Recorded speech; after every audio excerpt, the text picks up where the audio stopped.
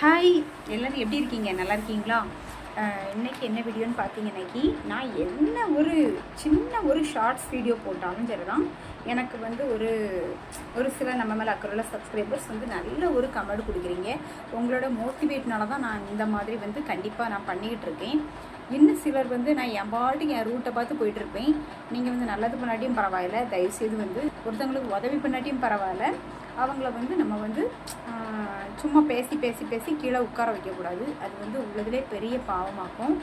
ஏன்னா நான் வந்து இடையில ரொம்ப நாளாக வீடியோ போடல. அப்புறம் திடீர்னு நம்ம வெளியே போயிருப்போமா, அப்போ வந்து கொஞ்சம் ஃப்ரெண்ட்ஸ் கூட போகும்போது கொஞ்சம் ஃபோட்டோஸ் எடுத்துப்போம். சரி, ஓகே, இதை வச்சு ஃபோட்டோஸ் வச்சு சரி ஜஸ்ட் ஒரு பாட்டு வச்சு விடலான்னு பார்த்தாக்கி, அதுக்கு வந்து யூடியூப்பில் யாரும் கமெண்ட் போட்ட மாதிரி இல்லை. சூப்பராக இருக்குது, நல்லா இருக்குன்னு ஒன்று ரெண்டு அன்பானவங்க போடுறீங்க.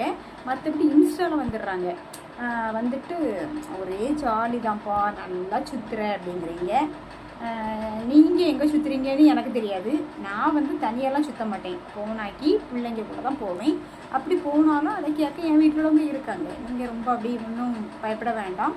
இன்னொன்று என்னென்னா, நான் போகும்போது கொஞ்சம் ஃபோட்டோஸ் எடுப்பேன். அதைத்தான் நான் வந்து போடுவேனே தவிர டெய்லி சுற்றுற அளவுக்கு எனக்கு நேரமும் கிடையாது. அடிக்கிற வெயிலுக்கு வெளியே போயிட்டு வந்தால் நான் ரொம்ப ஒரு மாதிரி ஆயிடுவேன். சரியா? நான் நிறைய நேரம் சொல்லியிருக்கேன், எனக்கு பயங்கரமான ஒரு ஸ்கின் அலர்ஜி கொண்டு மெடிசின் பண்ணி தான் நான் சரி பண்ணி வச்சுருக்கேன். ஏன்னா வெயில் வந்து என்னோடய ஸ்கின்னுக்கு சுத்தமாக செட் ஆகாது. அப்படிப்பட்ட ஒரு ஸ்கின்னை தான் நான் வச்சுருக்கேன். சரியா? அதனால் வந்து நீங்கள் வந்து பார்த்துட்டு சும்மா எப்பா நல்லா சுற்றிக்கிட்டு இருக்கா, ஜாலியாக இருக்கா, சந்தோஷமாக இருக்கா, அவளுக்கு என்ன அப்படின்ட்டு நீங்கள் வந்து சொல்லாதீங்க. இன்னொரு விஷயம் என்னென்னா, வீடியோ வந்து எப்படினாலும் போடலாம். இப்போ நிறைய பேர் போடுறாங்க ஒவ்வொரு கண்டென்ட்டு. சரியா? அழுது போடுறாங்க, அவங்க வீட்டு சிச்சுவேஷனை சொல்லி போடுறாங்க. ஐயோ நான் இப்படி இருக்கேன் அப்படி இருக்கேன்னு போடுறாங்க. பட் அப்படி போடுறதுனால நான் வரக்கூடிய கமெண்ட்டையும் பார்த்துருக்கேன். அவங்கள என்கரேஜ் பண்ணுறவங்களும் உண்டு, அவங்கள வந்து இன்னும் கஷ்டப்படுத்துகிறவங்களும் உண்டு. சரியா? எனக்கு அந்த மாதிரி போட பிடிக்கவும் செய்யாது. நான் அதுக்குன்னு அப்படி போடுறவங்கள தப்பாகவும் சொல்லலை. எனக்கு பிடிச்சதை நான் பண்ணுறேன். சரியா? எனக்கு பிடிச்சதை நான் பண்ணுறேன். எனக்கு கஷ்டம் கிடையாது. எல்லாருக்குமே கஷ்டம் இருக்கும். அதை வந்து எனக்கு சோசியல் மீடியாவில் காட்டுறதுக்கு பிடிக்கவும் செய்யாது, இன்ட்ரெஸ்ட்டும் கிடையாது. சரியா? எனக்கு கஷ்டமாக இருந்தால் நம்ம எங்கே சொன்னால் நடக்குமோ அங்கே தான் சொல்லணுமே தவிர, சோசியல் மீடியாவில் வந்து இருந்துட்டு நம்ம சொல்லிட்டு இருந்தோன்னு வைங்களாம், இதே மாதிரி தான் இன்னும் கொஞ்சம் கஷ்டப்படணும். அதனால் நான் ஹாப்பியாக இருக்கிற மாதிரி வீடியோ போடுறேன்னா நீங்கள் அதை பார்த்து பிடிச்சவங்க பாருங்கள். அப்படி ரொம்ப ஒரு மாதிரி இருக்குது, உங்களுக்கு இருக்க முடியலன்னா போயிருங்க. அதை விட்டுட்டு நீ என்ன ஹாப்பியாக இருக்குன்னு என்ன கேட்காதீங்க. ஏன்னா யாரோட இதுலையே நான் இருக்கலை. நல்லா இப்போ நீங்கள் சொல்கிறீங்களா, நீங்கள் சொல்கிற யாராவது எனக்கு எதாவது பண்ணுறீங்களா, இல்லை நான் உங்கள்கிட்ட எதாவது கேட்டிருக்கேனா, அப்படி இருக்கும்போது என்னை பற்றி நீங்கள் வந்து தேவையில்லாமல் பேசக்கூடாது. அதுவும் நேரில் பேச யாருக்கும் தைரியம் கிடையாது. நேரில் பேசுகிறவங்க ஒன்று ரெண்டு பேர் ஃப்ரெண்ட்ஸ் வந்து என்கரேஜ் பண்ணுவாங்க. யாருமே என் கூட பழகின யாருமே என்னை வந்து கஷ்டப்படுத்தினே கிடையாது.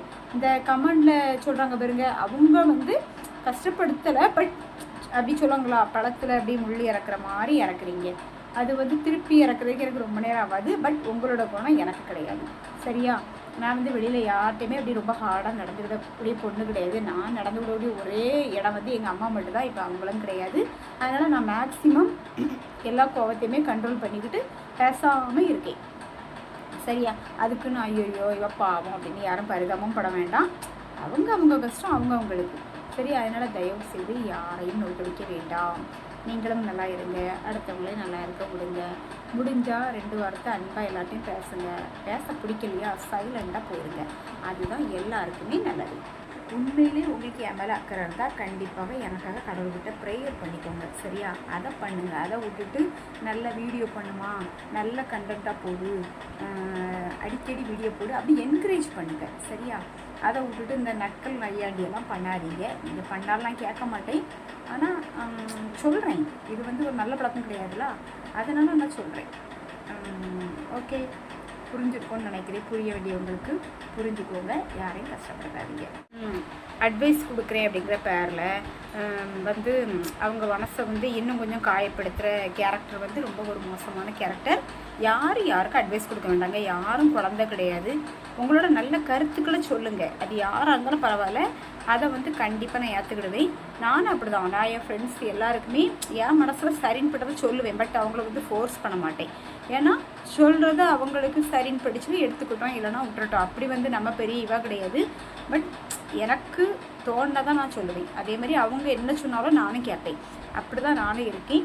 ஸோ நீங்களும் அதே மாதிரி இருக்க ட்ரை பண்ணுங்கள். அவ்வளோதான் நான் சொல்ல முடியும்.